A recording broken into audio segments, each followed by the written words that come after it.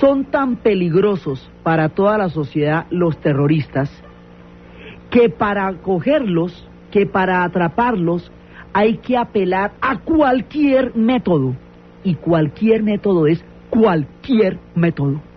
Es decir, unos y otros creen que el fin justifica los medios, que para establecer un atentado se puede hacer la barbaridad más grande y que para coger a los que hicieron el atentado se puede hacer otra barbaridad equivalente.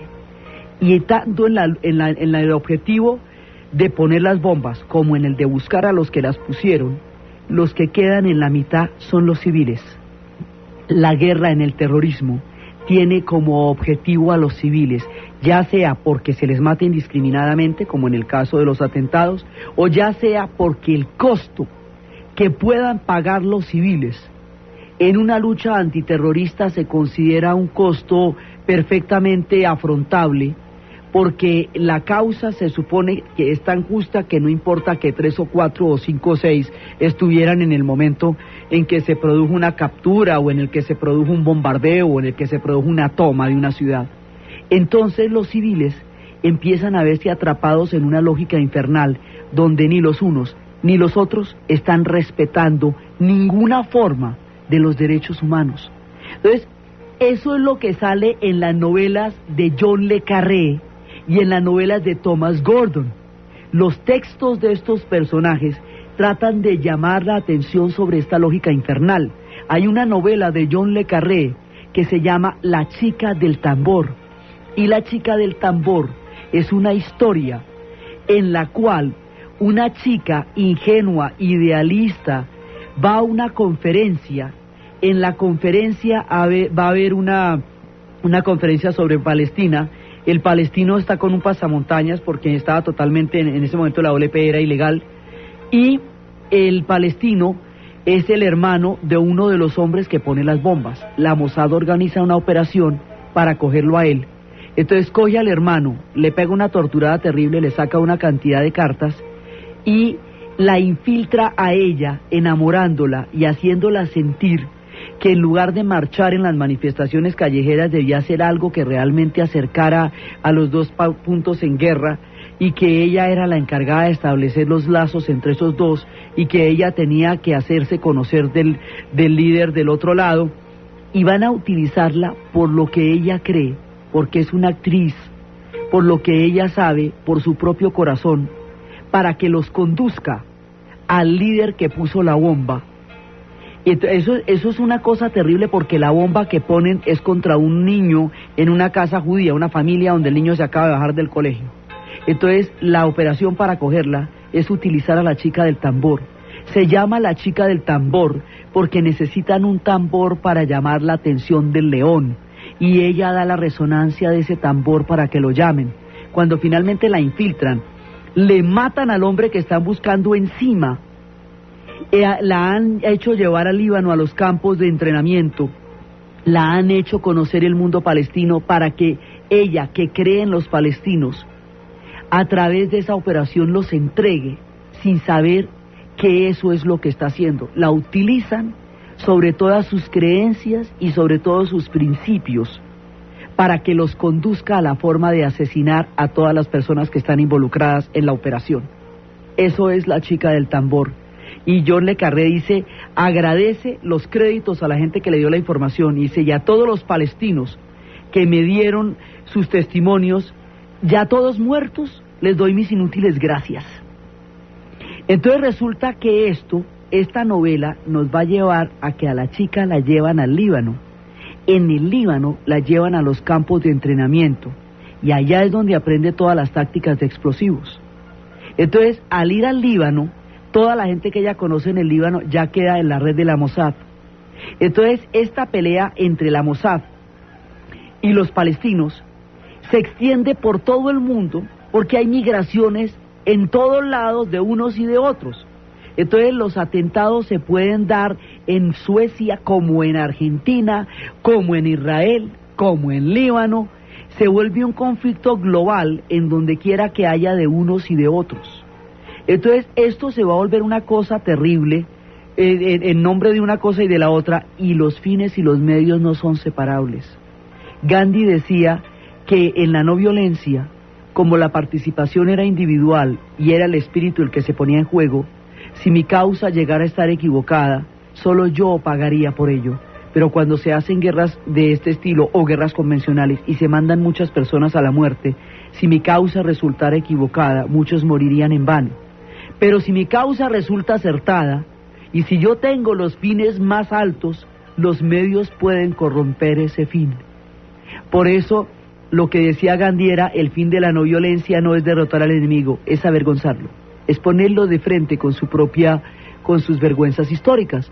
Entonces aquí se desata todos los años de terrorismo, y esto se va volviendo tan terrible que Palestina queda aislada durante casi una década del mundo entero, porque la manera como hizo llamar la atención sobre su causa fue escabrosa.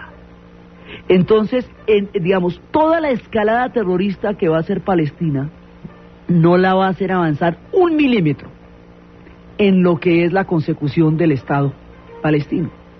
Entonces, eso va a ser, digamos, realmente lo que produjo un cambio y un acercamiento que llevara al acuerdo de paz no fue nunca el terrorismo, fue la intifada, fue la rebelión de la intifada, ya a finales de los 80. Entonces, ¿qué pasa? Que en el Líbano, los palestinos llegan al Líbano, pues huyendo primero de su tierra, luego de Gaza, de Cisjordania, de Golán. Entonces van a llegar al Líbano, y en el Líbano empiezan a efectivamente hacen campos de entrenamiento desde donde se forja las actividades terroristas que van a caer sobre Israel. Entonces Israel, para impedir que desde el Líbano le hagan los atentados, invade al Líbano, y eso es lo que tiene que ver una cosa con la otra. Va e invade al Líbano, y entonces forma una permanente zona de invasión del ejército israelí sobre el Líbano, y ahí arranca una matazón indiscriminada. La sola entrada del ejército israelí costó la vida de 10.000 libaneses. Entonces el Líbano se ve ardiendo en un conflicto que no es en rigor suyo, pero que lo desangra. Entonces, cuando se ponen de acuerdo los libaneses, Israel exige que les entregan a la gente del Hezbollah. Dicen, no les podemos entregar a la gente del Hezbollah porque es que esos son nuestros primos y nuestros hermanos, y nosotros ya logramos una paz entre nosotros, y si les entregamos a uno solo volvemos a armar la guerra civil, y llevamos 17 años tratando de desarmarla. Entonces, ahí entran en una sin salida, en la cual ni unos ni otros pueden ceder, y sin embargo eso también tendrá una solución.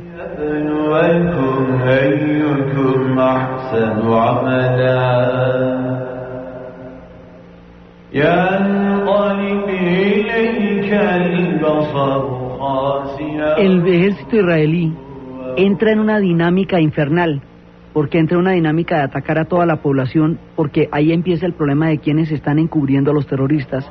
Entonces los que están encubriendo a los terroristas son un Estado o son una población. Entonces si es una población, entran y matan a toda la población, independientemente de quienes estén o no involucrados, y esto se vuelve, por la lógica, la de hacer los atentados y la de responderlos atacando ciudades o poblaciones enteras. Esto se vuelve una lógica de destrucción absolutamente pavorosa de lado y lado, y ahí empieza a producirse una sin salida, que es a la que conducen este tipo de guerras. Es la modalidad más sucia de guerras que hay, porque los únicos que realmente pierden son los civiles. Dispare quien dispare, quien busque o quien ponga, son los civiles los que están en la mira, y es contra ellos, contra toda la población civil inerme, que se hacen este tipo de guerras en sus modalidades más escabrosas. Entonces resulta que mete el ejército ahí y empiezan en esto. Ahora, usted puede alegar que quién fue primero, que el huevo o la gallina, que si usted puso la bomba, que si usted hizo tal cosa, que si usted mató a aquellos, que si usted ve.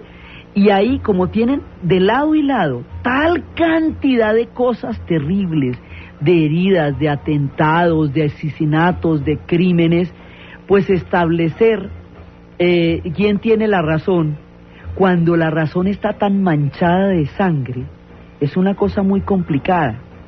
Entonces hay un momento en que Israel empieza a tener un desgaste político y militar en el Líbano tan grande que ya no se justifica que siga allá, porque los mismos soldados de Israel empiezan a resentir y la razón por la cual están allá. Hay uno que se retiraba porque decía que cada vez que le mostraban un objetivo a donde tenía que disparar, allá había niños. Entonces, y las manifestaciones cuando lo de Sabre Shatila, que decían Israel debe vivir pero nadie más debe morir, porque Israel tampoco es una unidad autónoma, una unidad total, homogénea. Ahí hay una cantidad de sectores, unos que quieren la paz y la convivencia y otros que quieren la guerra, y generalizar en materia de Israel es sumamente delicado porque hay muchas tendencias al interior de ellos, igualmente entre los palestinos. Entonces establecer generalizaciones es siempre impreciso. Entonces resulta que hay un momento en que Israel siente que no está logrando contener nada, se cruzó la línea entre lo defensivo y lo ofensivo, y empiezan las guerras preventivas, porque si de allá me están disparando, yo de una vez bombardeo para que no me disparen de allá. Entonces, con esta dinámica llegan a un punto verdaderamente crítico, y en ese momento Israel decide retirarse del Líbano, porque ya no tiene sentido lo que está haciendo allá y el objetivo tampoco se logró. Entonces se retiran de allá. Entonces ya Líbano respira y dice, bueno, ya ahí tenemos otro pedazo, todavía hay un pedacito chiquito donde están, pero ya básicamente se retiraron de allá, ¿sí? Aún tenemos el problema de Siria, y el problema de Siria está crudo todavía, porque Siria dice que para poderse retirar del Líbano le tienen que devolver los altos del Golán. Entonces digamos, hay una parte, y los altos del Golán están metidos en la negociación de los territorios ocupados, que deben ser devueltos a Palestina y deben ser devueltos a los demás países de donde fueron extraídos en la guerra del 67, y al vincular una cosa con la otra, la posibilidad del retiro de Siria del Líbano todavía es muy difícil, entre otras cosas porque Siria considera que eso es una provincia suya, que eso es parte de la Gran Siria. Entonces Líbano contra Siria no puede, y por ahí pasó toda la Guerra Fría, y la Unión Soviética apoyó a Siria, y Estados Unidos se metió en el conflicto, y todo el que andaba por la zona y el que no andaba por la zona se fue a meter en ese conflicto. Líbano hoy existe como país, y está regresando de las profundas sombras. Israel se retiró ya de allá. Líbano está reconstruyendo todo eso. El asunto de Siria todavía está pendiente, pero existe un país frente al cual se tiene que tomar una posición con respecto a lo de Siria, de retirarse. Pues digamos, se plantea el retiro de Siria porque es que el Líbano existe.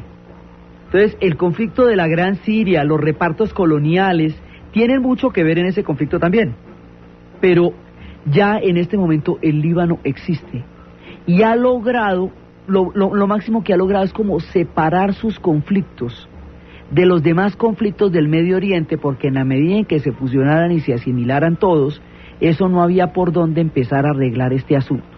Entonces lo del Líbano va encontrando una salida lentamente. Tienen todavía muchos problemas, no son aún ni sombra de lo que fueron, pero están en la perspectiva y en el camino de volver a hacerlo, y de volver a recibir la inversión, y de volver a abrir al turismo, y de volver a encontrarse con esa arquetípica identidad histórica que los caracterizó como la perla del Medio Oriente, como la Suiza del mundo árabe, como todas las cosas, digamos, que se decía de ellos en su exquisitez y en su refinamiento. Y ese proceso es importantísimo porque es un laboratorio de paz en la región más conflictiva.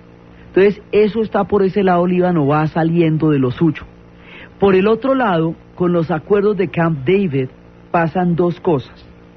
De un lado empieza la paz, pues digamos, se rompe el eje árabe, pero de otro lado existe la arquitectura de lo que va a ser un acuerdo de paz, y esa arquitectura no se había diseñado nunca. Esa arquitectura la diseñó Anwar el Sadat y Menachem Begin, son entre los dos. Entonces la primera parte de los acuerdos de Camp David era lo que era la renuncia al panarabismo por parte de Egipto, la devolución del Sinaí por parte de Israel. La segunda parte era la devolución de los territorios ocupados y la creación de la autonomía palestina. La segunda parte queda aplazada y nunca se va a llegar a esa agenda durante la siguiente década. Entonces en la siguiente década, después, o sea los 80s, se va a producir una gran rebelión de hombres, mujeres, niños, bebés de 6 meses, perros, gatos, golondrinas y palomas, la intifada.